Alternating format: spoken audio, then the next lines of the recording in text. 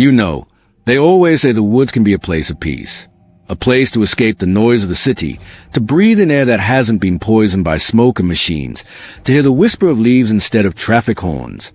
But what they don't tell you is that the woods have another voice, a darker one. And if you stay long enough, if you wander too far, you might start hearing it. This story is one of those times. And before we begin, if you love creepy survival tales and stories that blur the line between the natural and the supernatural, make sure you hit that subscribe button right now. Because trust me, you won't want to miss what comes after this one. Our story starts with a man named Daniel Harper. Daniel was 34, recently divorced, and looking for some clarity. He'd always been the outdoors type, but life had pulled him away from it. Work, relationships, responsibilities, they all stacked up until he hadn't set foot on a hiking trail in years. So when his life came crashing down after the divorce, he decided to take a weekend trip alone. Just him, a backpack, and the woods. The Appalachian Mountains were his choice. Remote enough to feel isolated, but well-known enough that he figured he'd be safe. He planned 2 nights, maybe 3, out in the forest. A solo trip, a way to clear his head. But you'll see how quickly the forest had other plans for him. Daniel parked his car near a trailhead in North Carolina, shouldered his pack, and started walking. He didn't bring a GPS, just a map and compass. He wanted to do it old school. Maybe prove something to himself. At first, everything felt right. The crisp air, the sound of leaves crunching under his boots, the endless canopy above. He hiked for hours, following the marked trail until it thinned and eventually disappeared. He told himself it was fine. He wanted to go off-trail anyway, to feel the solitude. That was the first mistake. By the time the sun dipped low, Daniel realized he had no clue where he was. The trail he thought he'd find again was gone. He set up camp near a cluster of pines, telling himself it was all part of the adventure. But that first night, he didn't sleep much. It started with the noises. At first, just the usual forest sounds, branches snapping in the wind, the distant call of an owl. But then, around midnight, something heavier. Footsteps. Not the scamper of a deer or the flutter of a raccoon. These sounded deliberate. Slow. Crunch. Crunch. Crunch. Daniel sat up in his tent, his flashlight shaking in his hand. He whispered to himself, "It's nothing. Probably an animal. Probably," but the footsteps circled his camp. He never saw anything when he pointed the light, just the endless black between the trees. Eventually, the noise faded, and Daniel sat awake until dawn. The second day was worse. He tried retracing his steps, but every turn looked the same. Pines, oaks, and more pines. He checked the map, but without knowing where he was to begin with, the map might as well have been blank. By afternoon, he was low on water. His food was limited to a couple of protein bars and some jerky. He pushed deeper into the woods, hoping to stumble on a stream. That's when he noticed something strange. Everywhere he walked, he felt like he'd been there before. The same twisted tree, the same moss-covered rock. At first, he laughed it off, just a trick of the mind. But after the 3rd or 4th time circling back to that same leaning oak tree, the humor was gone. By the second night, panic was setting in. He didn't even bother with the tent. He just laid his sleeping bag against a fallen log and tried to stay awake. But sleep always comes eventually, and with it, the voices. Daniel swore he heard whispering that night. Not loud, not clear, but enough to make his blood run cold. Like someone standing just outside his vision, murmuring words he couldn't understand. When he snapped his eyes open, the whispers stopped, but every time he drifted off, they came back, like the forest itself was speaking, mocking him. On the 3rd day, he was stumbling, weak from thirst, disoriented, his lips cracked and dry. He found a small creek, but the water was murky, filled with dead leaves. He drank it anyway. That's when things really started to spiral. Not long after drinking, he began to feel sick. His stomach twisted, his head throbbed, and the trees didn't look right anymore. Their branches seemed to move even when the wind was still. He saw faces in the bark, long, stretched faces with hollow eyes. He blinked, and they were gone. By evening, Daniel was lost in more ways than one. Not just physically, but mentally. He didn't trust his own senses anymore. That night, the footsteps returned. Louder this time. Closer. He clutched his camping knife, crouching low, trying not to breathe. The sound circled him again, and this time, he thought he heard breathing. Slow, ragged breaths, like whoever, or whatever, was out there was enjoying his fear. Daniel shouted, "Stay away!" His voice cracked in the darkness. And then, silence. No footsteps. No breathing. Just silence so heavy it pressed on his chest. But then came something worse. From the darkness, a voice whispered his name. Daniel. He froze, blood draining from his face. It wasn't his imagination this time. It was real. The voice was clear. But he was alone. He didn't sleep that night. He just sat, eyes wide, waiting for morning. And as the first light crept through the branches, Daniel realized something terrifying. Around him, in the dirt and pine needles, were footprints. Not animal tracks. Human, bare feet. Dozens of them, circling his camp. And they hadn't been there when he fell asleep. Before we go any deeper into Daniel's nightmare, let me pause here and remind you, if you're finding yourself holding your breath, if your skin's crawling the way Daniel's was in that moment, take a second to hit that subscribe button. Because the deeper we go, the darker this story gets. And trust me, you don't want to wander off alone. When the sun rose on Daniel's fourth day in the forest, the world felt wrong. The footprints circled his camp like a cruel reminder. Bare, human feet pressed into the soil all around him. Small ones, large ones, some pressed so deep they looked fresh, as if someone had been standing right outside his sleeping bag, watching. He tried to tell himself there had to be an explanation. Maybe kid from a nearby cabin? Maybe he'd wandered closer to civilization than he thought. But the deeper part of him, the part that had been listening to whispers in the night, knew better. These woods weren't empty. And whatever lived here, it knew his name. Daniel packed quickly, every nerve screaming to leave. His compass needle spun aimlessly, useless. His map was just paper now, meaningless lines and symbols. So he picked a direction and started walking. But the deeper he went, the stranger things became. Around midday, he stumbled across something that stopped him cold. A shoe. It was old, weathered, and moss-covered, half buried in the dirt. A hiking boot, children's size. He lifted it, brushing away pine needles, and saw the leather crack with age. The laces were gone. Nearby, half hidden under leaves, was a torn piece of fabric. Bright red, faded from the sun, but unmistakable. It looked like part of a jacket. And that wasn't all. When Daniel glanced around, he realized the clearing was littered with things. Rusted tins, scraps of cloth, a broken flashlight. He even found the warped frame of a pair of glasses, lenses shattered. It wasn't just debris. These were remnants of people. Daniel felt his throat tighten. He dropped the boot like it was burning him and staggered back.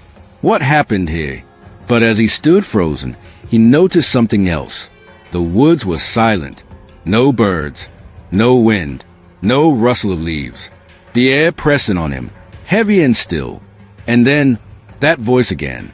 Daniel. It came from behind him. He spun, knife raised, but no one was there. Just trees, endless trees. He stumbled backward, heart racing, and that's when he saw movement. A flicker of something pale slipping between the trunks. A figure, tall, too tall. It didn't walk so much as glide. Daniel blinked, and it was gone. That was the moment he stopped believing he was just lost. He wasn't alone. The forest wanted him. By nightfall, exhaustion took over. He hadn't eaten more than a handful of jerky since the first day, and his stomach cramped with hunger. He found another creek and drank greedily, though the water tasted foul. He built no fire, fearing it would draw attention. Instead, he huddled against a rock and tried to make himself invisible. But the woods wouldn't let him. He woke sometime after midnight to the sound of breathing. Not his own. Slow. Wet. Ragged. He didn't dare move at first. Just listened. It was close. So close it could have been leaning over him. Then came the whisper. Hungry, Daniel. His blood turned to ice. The voice wasn't echoing through the forest this time. It was right beside his ear. He snapped on his flashlight, hand shaking, and swung it wildly. The beam cut through the dark and landed on a tree just a few feet away. Carved into the back, deep and jagged, was a word. His name, Daniel. Fresh cuts, sap still weeping from the wound. He dropped the light in shock, and when he scrambled to pick it up, the breathing was gone. The forest was silent again, but the carved letters burned in his mind. By dawn, Daniel was broken, his body weak, his mind frayed. He stumbled through the trees, barely aware of his own steps. His lips whispered nonsense, prayers, anything to drown out the memory of that voice. That's when he found the cabin. It sat in a small clearing, half-collapsed, its roof sagging under years of rot. Windows shattered, door hanging crooked. At first, relief washed over him. Shelter, maybe supplies, maybe even someone who could help. But as he drew closer, unease took hold. The cabin didn't look abandoned by accident. It looked left behind, like someone had walked away and never returned. Inside, the air was thick with dust and mildew. A table lay on its side, a rusted stove in the corner. On the floor, scattered pages of a journal. Daniel picked one up. The ink was smeared, water damaged, but he could still make out some of the words. They called to me at night. Can't sleep. Voices outside the window. Footprints in the dirt. I think they want me to join them. His hands shook as he read. He flipped to another page. Lost track of time. Days? Weeks? They keep whispering my name. I saw her last night. By the trees. She looked like my sister, but her eyes weren't right. Daniel dropped the journal, heart hammering. He didn't want to read anymore. But before he could leave, something creaked above him. The attic. He froze, staring at the ceiling. Dust sifted down from the boards as the sound came again. A shuffle, a dragging noise. Someone, or something, was up there, against every instinct screaming to run. Daniel edged toward the ladder. He placed a hand on it. The wood groaned. Daniel. The voice slithered down from the attic, softer this time, almost playful. That broke him. He bolted from the cabin, crashing through the underbrush, lungs burning. He didn't care where he went, as long as it was away. Branches tore at his clothes, ripped his skin, but he didn't stop. When he finally collapsed, gasping, he was deep in the forest again. The cabin gone. The whispers, for now, silent, but he knew the truth. The woods weren't letting him go, and he wasn't the first they had taken. Before we continue deeper into Daniel's descent, let me remind you, if this story has you glancing at the shadows around your room, hit that subscribe button now. These kind of tales only get darker the longer you stay. And trust me, Daniel's nightmare is far from over. By the 5th day, Daniel was no longer the same man who had set out on his weekend escape. His face was gaunt, his eyes hollow, every step heavy as though the forest floor itself was pulling him down. His stomach cramped from hunger, his tongue stuck to the roof of his mouth. But worse than the thirst, worse than the hunger, was the sense that he wasn't wandering aimlessly anymore. The woods were leading him. Every time he thought he chose a direction, some landmark appeared to guide him. Another leaning oak, another patch of moss, another clearing filled with shadows that seemed too familiar. It was as if invisible hands were steering his path. And he knew, deep in his bones, he wasn't heading toward escape. He was being drawn in. The whispers returned that afternoon. Not just once or twice, but constant, like a chorus threading through the branches. Sometimes they laughed. Sometimes they wept. Sometimes they all spoke at once, overlapping until the noise was unbearable. Daniel, come back. Hungry, Daniel. You're one of us now. He pressed his palms to his ears and screamed, Shut up! Just shut up! But the voices didn't stop. And then came something worse. He saw them. Not fully, not clearly, but enough. Shapes moving between the trees. Figures too thin, too pale, their arms too long. They never came close enough to touch, but they stayed just within sight, always watching. Their faces were wrong, blurred like old photographs. At one point, he stumbled and fell into a bed of leaves. When he looked up, one of them stood only 20 feet away. It was a woman, or something that looked like one. Her hair hung in wet strands over her shoulders, her mouth wide, too wide, stretching into an impossible grin. Daniel scrambled to his feet, heart pounding, and when he blinked, She was gone, but her footprints remained. Bare, human, leading toward him. That night, Daniel couldn't bring himself to close his eyes. He sat curled against a tree, knife clutched tight, body shivering despite the still air. Around midnight, he heard singing, a lullaby, soft and slow, drifting through the forest. A woman's voice. It was beautiful and horrifying all at once, filling him with a strange longing, like he was a child again and his mother was calling him to sleep. Against his will, he felt his eyelids grow heavy. His grip on the knife loosened. His breathing slowed. The last thing he heard before he slipped into unconsciousness was a voice whispering, "Rest, Daniel, rest." When he woke, dawn was breaking, and his knife was gone. He searched the ground around him, frantic, but it had vanished. Panic gripped him. That blade had been his only protection, his only comfort. And then he saw it. The knife was there, buried upright in the trunk of a tree. Carved beneath it, in jagged letters, was a single word. "Stay." Daniel staggered back, bile rising in his throat. His hands shook as he yanked the knife free, but he didn't dare touch the carving. He couldn't bring himself to even look at it for long. Something was playing with him, something that wanted him here. By midday, he was delirious. His legs gave out more than once, and he crawled across the ground like an animal, lips cracked, throat raw from thirst. Every stream he found smelled of rot, blackened with algae. Still, he drank. Still, he gagged it down. And that's when he found the bones. At first, he thought they were animal remains, scattered ribs, a jaw half buried in the dirt. But when he brushed away the leaves, his stomach dropped. A skull. Human. Its eye socket staring up at him, jaw twisted in an eternal scream. Beside it, a rusted knife, its blade snapped. And next to that, a leather wallet, chewed and weathered but still intact. Daniel opened it with trembling fingers. Inside, a faded driver's license. A man's face, smiling. Name, Michael Warren. Daniel froze. He knew that name. He remembered hearing it years ago. A hiker who had gone missing in these very mountains. Never found. He dropped the wallet, his entire body shaking. Around him, the trees felt taller, closer, pressing in. He wasn't just lost anymore. He was in their graveyard. That night, he dreamt, or maybe he didn't dream. Maybe it was real. He woke to the sound of laughter. High-pitched, childlike. Torches flickered between the trees, though he couldn't see the ones holding them. Shadows danced across the ground, too many to count. The laughter turned into chanting. Words he couldn't understand, guttural and sharp, like an ancient language. The trees themselves seemed to vibrate with the sound. And then, faces. Dozens of them, peering from the dark.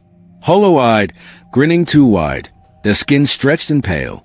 They stepped closer, and the chanting grew louder. His vision blurred. His head pounded. He tried to move, but his body wouldn't listen. One figure broke from the others and leaned close to him. A woman. The same one he'd seen before, with wet hair and that impossible smile. Her voice was soft, a whisper only for him. "You belong here now, Daniel." He screamed, but no sound came. And then everything went black. When he opened his eyes, morning light filtered through the trees. The clearing was empty. No torches, no figures, no chanting. But the ground around him was covered in footprints. Bare, human, hundreds of them, circling tighter and tighter until they ended where he lay. Daniel broke down then. He wept, shaking, his body racked with sobs. He realized the truth he hadn't wanted to face. The forest didn't just want him lost. It wanted him, and it wasn't going to let him leave. Before we step into the final, most terrifying part of Daniel's story, let me remind you, if you haven't already, subscribe now. Because what happens next is a kind of ending that stays with you long after the screen goes dark. By the 6th day, Daniel was no longer thinking about survival. Food, water, warmth, all of it had become background noise compared to the one truth filling his mind. The forest was alive, and it wanted him. He walked without aim, stumbling like a sleepwalker, his knife clutched weakly in one hand. Every direction felt the same. Every tree seemed to lean toward him. Every shadow seemed to twitch when he wasn't looking. The whispers never stopped now. They followed him day and night, threading through the branches, sliding into his ears. Sometimes they spoke his name, sometimes they laughed, and sometimes they cried like children lost in the dark. He tried to block them out, but his own thoughts were slipping away. He muttered nonsense under his breath, scraps of songs, fragments of prayers, anything to drown them out. But then came the worst sound of all, his own voice. Daniel. He froze. The whisper came from behind him, and it sounded exactly like him. He turned slowly, heart pounding, and there he was, a figure standing among the trees. Same height, same build, same face. It was him. But its skin was gray, its eyes black pits, its smile twisted far too wide. Daniel staggered back, knife shaking in his hand. The figure mirrored his movements perfectly, every stumble, every shiver.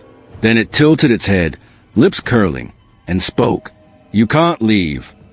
Daniel turned and ran. Branches tore his face, his arms, but he didn't care. He ran until his chest burned and his legs gave out. He collapsed in the dirt, gasping, tears streaming down his face. When he looked up, the figure was gone, but in its place, carved into a nearby tree, were words that hadn't been there before. "You are home," Daniel screamed until his voice broke. By that night, he had lost all sense of time. The forest was a blur of shadows and whispers, and he no longer knew if he was awake or dreaming. The moon above him twisted in the sky, sometimes red, sometimes gone altogether. His body trembled with fever, every muscle weak. And then he saw the fire, a warm, orange glow flickering through the trees. For the first time in days, hope sparked in his chest. Fire meant people. People meant rescue. He stumbled toward it, tears blurring his vision, whispering, "Please, please, please." When he broke into the clearing, his heart soared. There was a campfire, crackling bright. But no one sat around it. The clearing was empty, silent except for the fire's hiss. Daniel staggered closer, his breath hitching. The flames danced higher, unnaturally high, sparks spiraling into the air. He raised his hands to the warmth, desperate, when he saw something in the firelight. Figures. Dozens of them, pale, hollow-eyed, circling the edge of the clearing. Their faces stretched in grins, their bodies swaying in rhythm to some silent music. Daniel stumbled back, but the figures closed in. The fire roared higher, bathing everything in blood-red light. And then he saw them clearly. The missing, the ones who never came back. Their faces were half-rotted, their clothes shredded, but their eyes glowed with unnatural light. And they all looked at him with hunger. One stepped forward, a man with a familiar face. Michael Warren, the hiker from the wallet. His lips cracked open in a smile, and he whispered, "Join us." The others echoed, a chorus of voices. "Join us, join us." Daniel dropped to his knees, sobbing, shaking his head.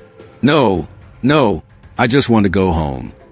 Michael crouched in front of him, tilting his head. "You are home." The fire roared higher, and the figures lunged. Daniel's scream split the night. And then, silence. The next morning, the clearing was empty. No fire, no figures, no Daniel, only footprints. Bare, human footprints, leading into the trees and stopping at nothing. Weeks later, when search and rescue finally combed the area, they found Daniel's car at the trailhead untouched. His campsite never discovered, his body never recovered. But deep in the forest, carved into the bark of a tree, they found one word, fresh and jagged. Welcome. And if you ever find yourself hiking in those woods at night, listen closely. Some say, if the wind is just right, you can still hear him. A man's voice, broken and hollow, whispering through the trees. Stay with me. Because Daniel Harper never left. And neither will you if the forest decides it wants you. So the next time you think about hiking alone, remember this story. The woods are vast, endless, and quiet. But sometimes that quiet isn't empty. Sometimes it's waiting. Waiting for another name to whisper. Waiting for another soul to keep. And if you made it this far into Daniel's nightmare, thank you for staying with me. Don't forget, hit that subscribe button right now. Because if the forest ever whispers your name, you'll want to know the stories of the ones who went before you and never came back.